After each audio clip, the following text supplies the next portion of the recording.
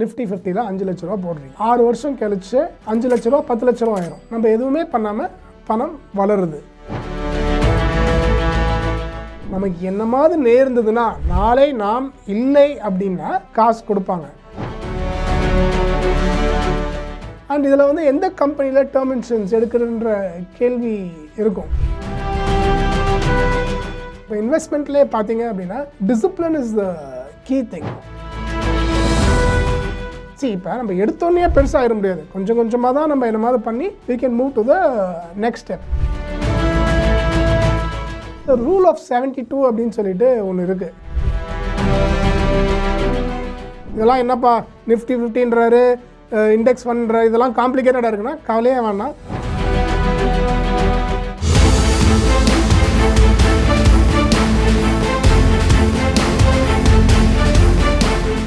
chat with KC, chat with Karthik Chidambaram.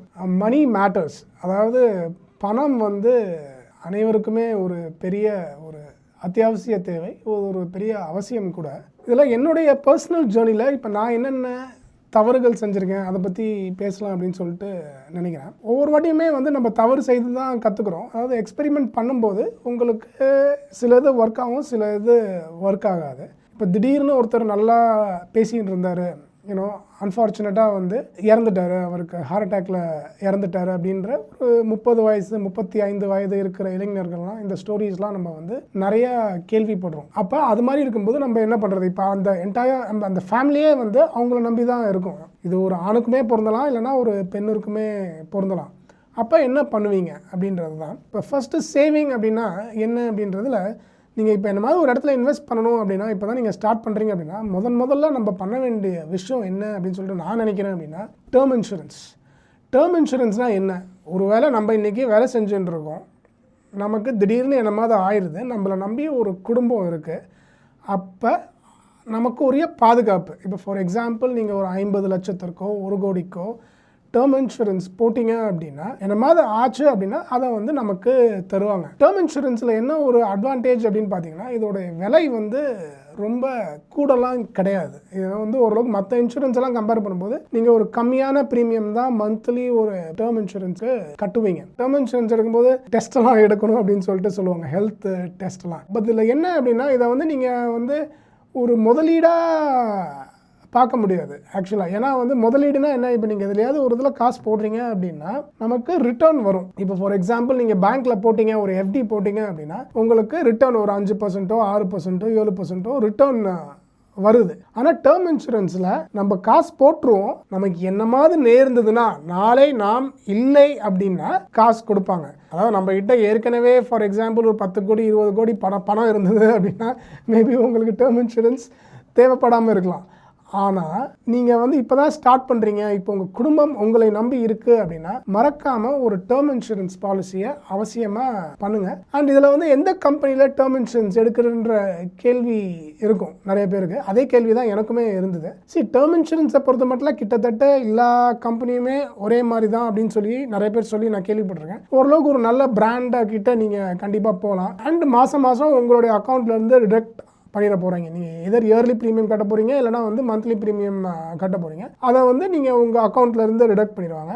ரெண்டாவது வந்து இப்போ நமக்கு ஓரளவுக்கு ஃபைனான்ஷியல் நாலேஜ் வந்ததுக்கப்புறம் சில பேர் என்கிட்ட சொல்லுவாங்க, அதாவது வந்து நான் எஃப்டியில் போடுறேன் பணம் அப்படின்னு சொல்லிட்டு சொல்லுவாங்க. நான் சொல்லுவேன், ஏங்க எஃப்டியில் போடுறீங்க, நீங்கள் எஃப்டியில் போடுறதுக்கு நிஃப்டி 50ல் போடலாமே, நிஃப்டி 50ல் போட்டிங்கன்னா உங்களுக்கு ரிட்டர்ன் அதிகமாக இருக்கும் அப்படின்ற மாதிரி நான் நிறைய பேர்கிட்ட சொல்லியிருக்கேன். இப்போ ரீசெண்டாக ஜிஆர் பாலாஜியோட பேசிகிட்டு இருந்தேன். அவர் வந்து ஒரு நல்ல பாயிண்ட் சொன்னார். அதாவது வந்து முதல்ல வந்து நீங்கள் ஒரு சேவிங் ஹேபிட்டை வளர்த்துக்குங்க அப்படின்னாரு. அப்போ அவர் சொல்கிறது எனக்கு ஓரளவுக்கு நல்லாவே புரிஞ்சுது.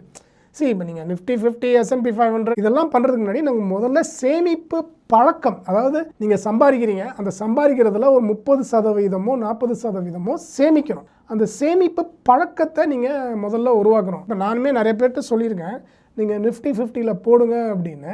ஆனால் நிறைய பேர் சில சமயம் வந்து போட மாட்டாங்க, ஆக்சுவலாக வெயிட் பண்ணுவாங்க. பட் அது ஓகே தான். ஏன்னா வந்து அந்த இன்ஹிபிஷன் கொஞ்சம் சில சமயம் நம்ம லேசியாகவும் இருப்போம். இப்போ நானுமே வந்து ரொம்ப நாள் போடாமல் தான் இருந்தேன். எனக்கு இதெல்லாம் தெரியறதுக்கே ஆல்மோஸ்ட் ஒரு 35 வயசுக்கு அப்புறம் தான் இதை நான் தெரிஞ்சுக்கினேன்னு வச்சுங்களேன். ஆனால் இப்போ இருக்கிற பசங்க வந்து இன்னும் நல்லாவே ஸ்மார்ட்டாக இருக்காங்க. 20ஸ்லேயே they understand Nifty 50, they understand the market and they experiment and they try.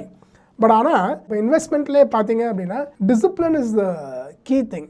Okay, அந்த ஒழுக்கம், அதாவது மாதம் 1ஆம் தேதி சம்பளம் வந்ததுன்னா இதில் ஒரு 30% சேவ் பண்ணணும், இல்லை ஒரு 40% சேவ் பண்ணணும் அப்படின்ற discipline is very very important. சரி, இப்போ நம்ம எடுத்தோன்னே பெருசாகிட முடியாது, கொஞ்சம் கொஞ்சமாக தான் நம்ம என்ன மாதிரி பண்ணி we can move to the next step. அதற்கு ஐ திங்க் அந்த எஃப்டிஓ ஆர்டிஓ கூட ஒரு நல்ல விஷயம் தான் நான் நினைக்கிறேன். முதல்ல எஃப்டி பண்ணுங்கள். முதல்ல அட்லீஸ்ட் நீங்கள் ஒர்க் பண்ணுறீங்க, இப்போ முதல் சம்பளம் வருதுன்னா இப்போ சேமிக்க ஆரம்பிங்க, எஃப்டி போடுங்க, ஒரு வருஷம் போடுங்க, ரைட்? அதற்கப்புறம் கொஞ்சம் கொஞ்சமாக எக்ஸ்பேண்ட் பண்ணுங்கள், இன்னும் கொஞ்சம் காசு எஃப்டிலே வச்சுக்கலாம். அந்த எஃப்டியில் ஃபார் எக்ஸாம்பிள் ஒரு மாதத்துக்கு 10,000 ரூபா எஃப்டியில் போடுறீங்க அப்படின்னா அடுத்த வாட்டி வந்து ஒரு வருஷம் இதை ட்ரை பண்ணிட்டு அதற்கப்புறம் 10,000 எஃப்டியில் போடாமல் ஒரு 5,000 எஃப்டியில் போட்டு இன்னும் 5,000 வேறு என்னமாவது ஒரு இன்ஸ்ட்ருமெண்ட்டில் போடலாம். பட் இதில் முக்கியமான விஷயம் என்னென்னா டிசிப்ளின். அந்த டிசிப்ளினை நல்லா வளர்த்துக்குங்க.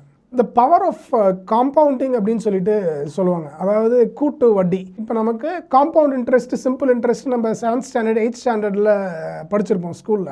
But compound interest it's like the 8th wonder of the world அப்படின்னு சொல்லிட்டு ஐன்ஸ்டைனுக்கு கூட இந்த கோட்டை அட்ரிபியூட் பண்ணுவாங்க. ஏன் 8th wonder ஆஃப் த வேர்ல்டுனா, அதாவது ரூல் ஆஃப் 72 அப்படின்னு சொல்லிட்டு ஒன்று இருக்குது. இப்போ நம்மளுடைய பணம் 10% க்ரோ ஆச்சு அப்படின்னா 72 டிவைடட் பை 10, 7.2.